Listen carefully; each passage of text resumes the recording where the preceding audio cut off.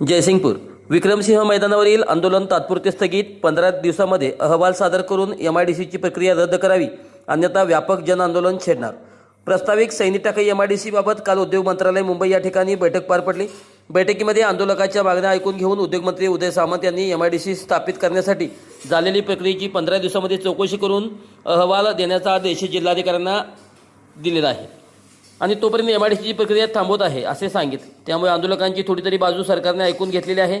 अशी अर्धी लढाई आपण जिंकलेली आहे। त्यामुळे 9 तारखेपासून विक्रमसिंह मैदान जयसिंगपूर या ठिकाणी सुरू असलेले आंदोलन आज तात्पुरते स्थगित करण्यात आले।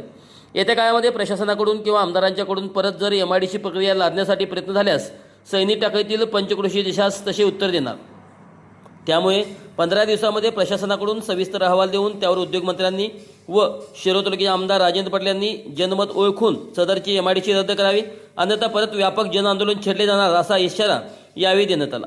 यावेळी आंदोलन अंकुश संघटनेचे प्रमुख धनाजी चिडमुंगे, जिल्हाध्यक्ष दीपक पाटील, कॅप्टन प्रकाश खोत, वायुसैनिक अमर पाटील, लेफ्टनंट विजय गायकवाड, अमर पाटील, सकल मराठा समाजाचे चंद्रकांत जाधव, काँग्रेसचे सुदर्शन कदम, सागर माने, स्वराज्य क्रांती पक्षाचे आदम मुजावर, स्वाभिमानी शेतकरी संघटनेचे विक्रम पाटील, शंकर नाये, भाजपचे ज्योतिराम जाधव, शंकर बिराजदार सर, दीपक भोसले, कॉम्रेड देशिंगे, विनोद पाटील, नितीन पाटील, राकेश जगदाळे, अमर पाटील, नवनाथ पाटील, प्रदीप पाटील, रोहित कानितकर, विकास पाटील, शिवाजी पाटील, मुस्तफा इनामदार, रशीद मुल्ला,